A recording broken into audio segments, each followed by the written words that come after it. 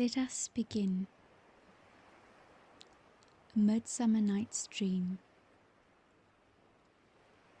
Hermia and Lysandre were lovers, but Hermia's father wished her to marry another man named Demetrius. Now, in Athens, where they lived, there was a wicked law by which any girl who refused to marry according to her father's wishes might be put to death. Hermia's father was so angry with her for refusing to do as he wished that he actually brought her before the Duke of Athens to ask that she might be killed if she still refused to obey him. The Duke gave her 4 days to think about it, and, at the end of that time, if she still refused to marry Demetrius, she would have to die. Lysandre, of course, was nearly mad with grief, and the best thing to do seemed to him for Hermia to run away to his aunt's house at a place beyond the reach of that cruel law, and there he would come to her and marry her. But before she started, she told her friend Helena what she was going to do. Helena had been Demetrius's sweetheart long before his marriage with Hermia had been thought of, and, being very silly like all jealous people, she could not see that it was not poor Hermia's fault that Demetrius wished to marry her instead of his own lady, Helena.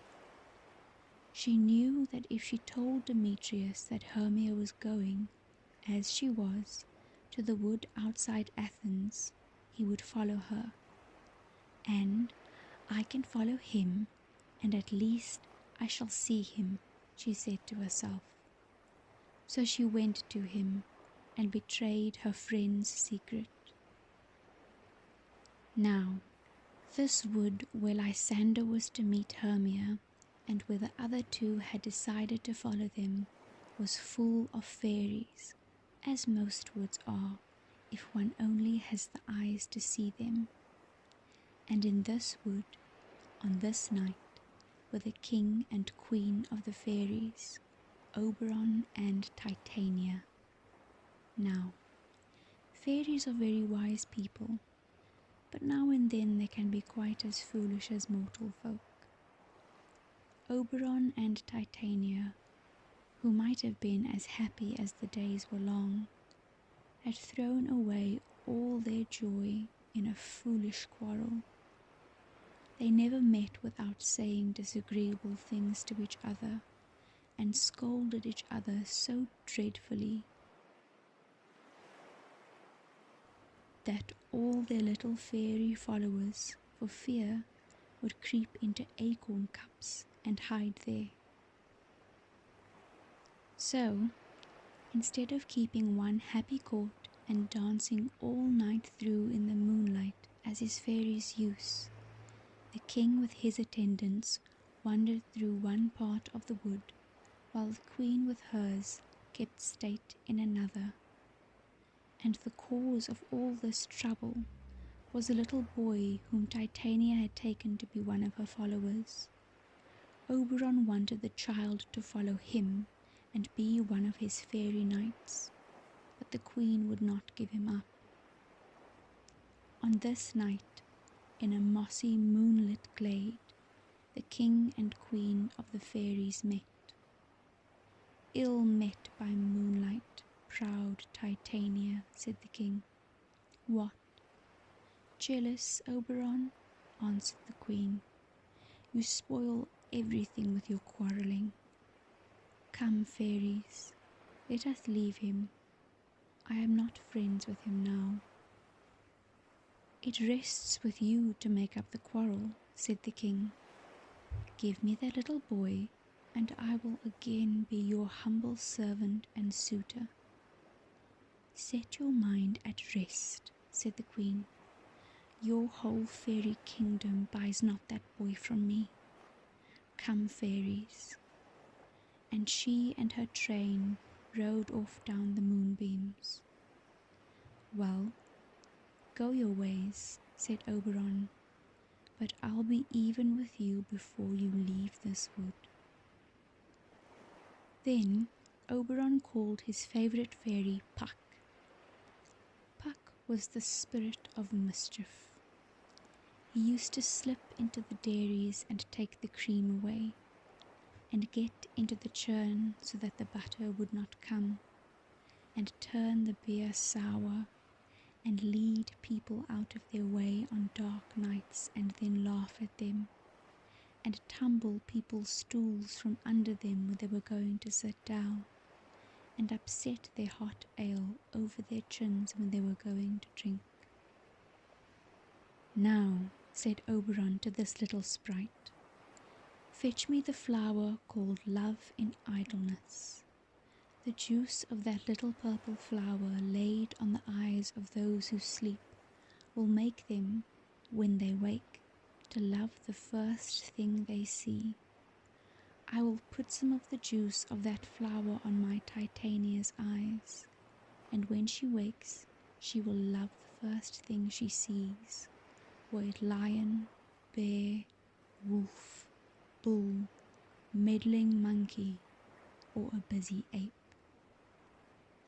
While Puck was gone, Demetrius passed through the glade, followed by poor Helena, and still she told him how she loved him and reminded him of all his promises, and still he told her that he did not and could not love her, and that his promises were nothing.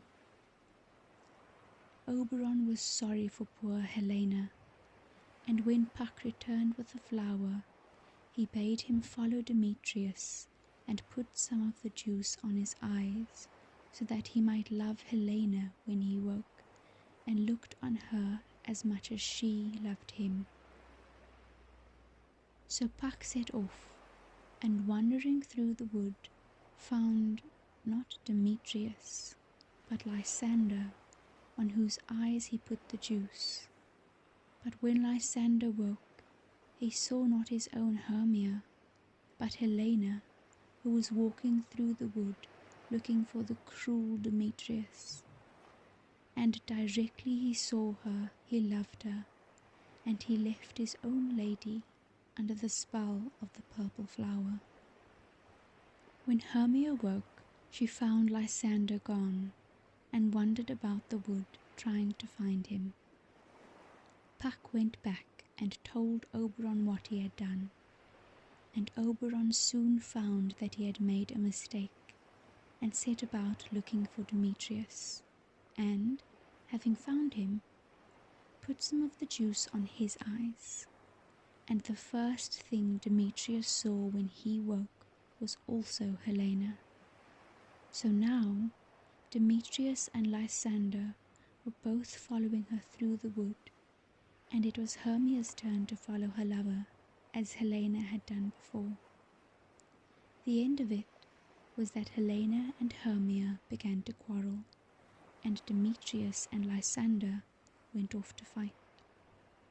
Oberon was very sorry to see his kind scheme to help these lovers turn out so badly. So he said to Puck, "These two young men are going to fight. You must overhang the night with drooping fog, and lead them so astray that no one will ever find the other. When they are tired out, they will fall asleep. Then drop this other herb on Lysandre's eyes. That will give him his old sight and his old love. Then each man will have the lady who loves him, and they will all think that this has been only a midsummer night's dream. Then when this is done, all will be well with him." So Puck went and did as he was told, and when the two had fallen asleep without meeting each other, Puck poured the juice on Lysandre's eyes and said, "When thou wakest, thou takest true delight in the sight of thy former lady's eye. Jack shall have Jill, naught shall go ill." Meanwhile, Oberon found Titania asleep on a bank where grew wild thyme, oxlips and violets. There, Titania always slept a part of the night, wrapped in the enamelled skin of a snake. Oberon stooped over her and laid the juice on her eyes, saying, "What thou seest when thou wake, do it for thy true love take." Now, it happened that when Titania woke, the first thing she saw was a stupid clown, one of a party of players who had come out into the wood to rehearse their play. This clown had met with Puck, who had clapped a donkey's head on his shoulders, so that it looked as if it grew there. Directly Titania woke and saw this dreadful monster, she said, "What angel is this? Are you as wise as you are beautiful?" "If I am wise enough to find my way out of this wood, that's enough for me," said the foolish clown. "Do not desire to go out of the wood," said Titania. The spell of the love juice was on her, and to her the clown seemed the most beautiful and delightful creature on all the earth. "I love you," she went on. "Come with me and I will give you fairies to attend on you." So she called 4 fairies, whose names were Peaseblossom, Cobweb, Moth, and Mustard Seed. "You must attend this gentleman," said the queen. "Feed him with apricots and dewberries, purple grapes, green figs and mulberries. Steal honey bags for him from the bumblebees, and with the wings of painted butterflies, fan the moonbeams from his sleeping eyes." "I will," said one of the fairies, and all the others said, "I will." "Now, sit down with me," said the queen to the clown, "and let me stroke your dear cheeks and stick musk roses in your smooth, sleek head, and kiss your fair, large ears, my gentle joy." "Where's Peaseblossom?" asked the clown with the donkey's head. He did not care much about the queen's affection, but he was very proud of having fairies to wait on him. "Ready," said Peaseblossom. "Scratch my head, Peaseblossom," said the clown. "Where's Cobweb?" "Ready," said Cobweb. "Kill me," said the clown, "the red bumblebee on the top of the thistle yonder, and bring me the honey bag." "Where's Mustard Seed?"